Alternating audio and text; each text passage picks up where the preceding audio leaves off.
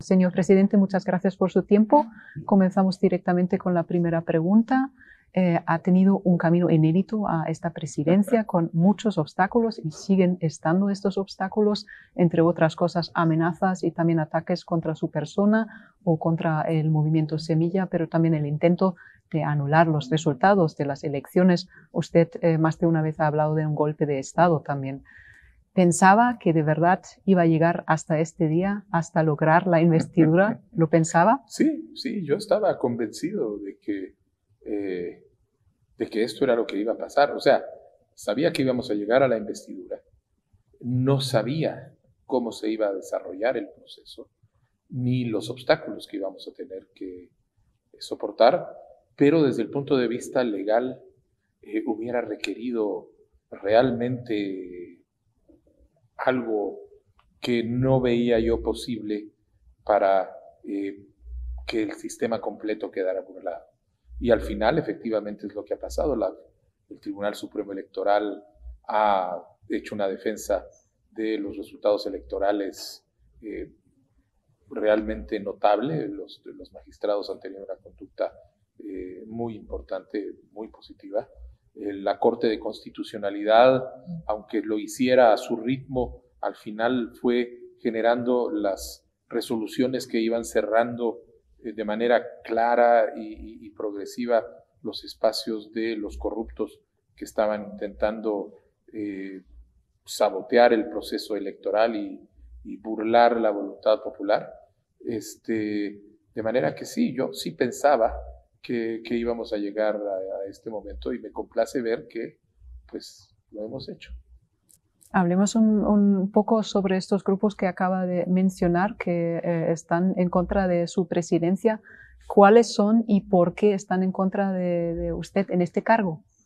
Mire, en el curso de las últimas 2 décadas más o menos, en Guatemala se ha desarrollado una clase política a partir de una interpretación de la política como una oportunidad de enriquecimiento personal que deriva inmediatamente en conductas de tipo corrupto. Estafas alrededor de contratos, plazas fantasmas, nepotismo. Esta clase política se fue desarrollando, se fue organizando en partidos políticos cuya única finalidad era lograr acceso a los fondos públicos, ocupando posiciones ya sea a nivel local en las alcaldías o en el Congreso de la República o en la Presidencia de la República, y desde todas estas posiciones nombrar peones, piezas en espacios que fueran necesarios para garantizar las condiciones de corrupción.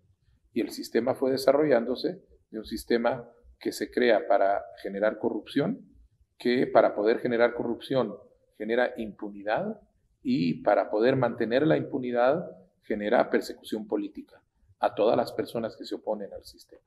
Las personas que se oponen, que han intentado y que siguen intentando evitar que nosotros lleguemos al poder y que un gobierno comprometido con el cambio tenga éxito, es precisamente esa clase político-criminal que se ha incrustado en el sistema político y en las instituciones del Estado.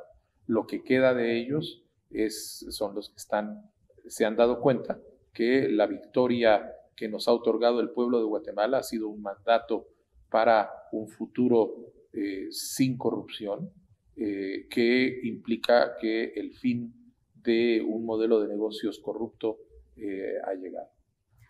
Ya lo está mencionando, la corrupción es uno de los problemas más urgentes del país. Hay otros problemas también, más de la mitad de la población vive bajo el umbral de la pobreza y también hay muchos votantes que dicen que no piensan que la juventud aquí en el país tiene una perspectiva.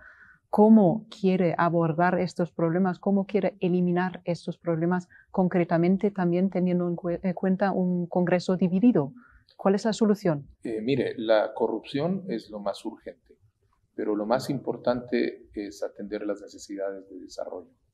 Nosotros tenemos claro que el gobierno necesita combatir la corrupción para recuperar las instituciones públicas y al hacerlo tener la capacidad de empezar a generar los créditos de desarrollo que se requieren en salud, en educación, en los distintos ámbitos de la vida pública. Sabemos que vamos a tener retos enormes. La corrupción no únicamente roba el dinero del pueblo, también destruye y atrofia las instituciones. Va a haber un enorme esfuerzo de reconstrucción que hacer de toda esta institucionalidad que ha estado cooptada, pero hay una determinación muy clara de parte del pueblo de Guatemala para empezar a generar formas de gobierno que rompan con ese pasado corrupto. Nosotros tenemos claro que no tenemos el control del Congreso de la República. Posiblemente mañana nos enteraremos, habrá un Congreso que tal vez no es hostil al gobierno, al Ejecutivo, pero tenemos claro que la fórmula de la gobernabilidad en Guatemala no se puede reducir a el espacio a la relación entre el Congreso y el Ejecutivo, sino que tiene que incluir a una sociedad civil que antes estaba desmovilizada y apática y que en el curso de esta lucha por la democracia de los últimos 6 meses se ha venido catalizando y movilizando, y que es un recurso con el que hay que contar para balancear el escenario de fuerzas políticas del país. ¿Qué es la primera acción que va a tomar como presidente? Bueno, la primera acción que voy a tomar como presidente va a ser citar a la fiscal general para pedirle la renuncia. Citarla a la oficina del despacho presidencial y decirle que consideramos que sus servicios ya no son necesarios. Y posteriormente estamos examinando corregir una serie de acuerdos gubernativos de última hora que se han venido haciendo y empezar a trabajar en el desarrollo y el establecimiento de la Comisión Anticorrupción. Viendo también el desarrollo en América Latina, hemos visto en los últimos años que hubo cambios políticos importantes, giros, por ejemplo en Colombia, también en Chile, y estos se celebraron en un inicio con mucha alegría, con mucha esperanza. Hoy en día, sin embargo, vemos que estos mismos gobiernos también son más débiles, tienen más dificultades de avanzar con su agenda política. ¿Cómo va a evitar usted que le pase lo mismo? ¿Cómo va a evitar caer en este problema? Bueno, nosotros estamos de entrada trabajando en un proceso de diálogo con los distintos grupos políticos, económicos y sociales del país. No hemos esperado a que venga el primer día de gobierno, ya tenemos 2 o 3 meses en procesos de diálogo cuyo objeto es precisamente empezar a crear nuevas bases para la gobernabilidad, aprovechando que en el caso actual la convergencia alrededor de esta elección y el apoyo al movimiento Semilla es un apoyo en donde no se ha tratado de una competencia entre un movimiento de izquierda y un movimiento de derecha, sino un voto por la recuperación de la institucionalidad democrática. Nosotros somos un partido progresista, lo hemos dicho muy claramente, nuestro programa de gobierno lo refleja, pero fundamentalmente lo que estamos haciendo es recogiendo la convicción de la población de que es necesario recuperar la institucionalidad democrática.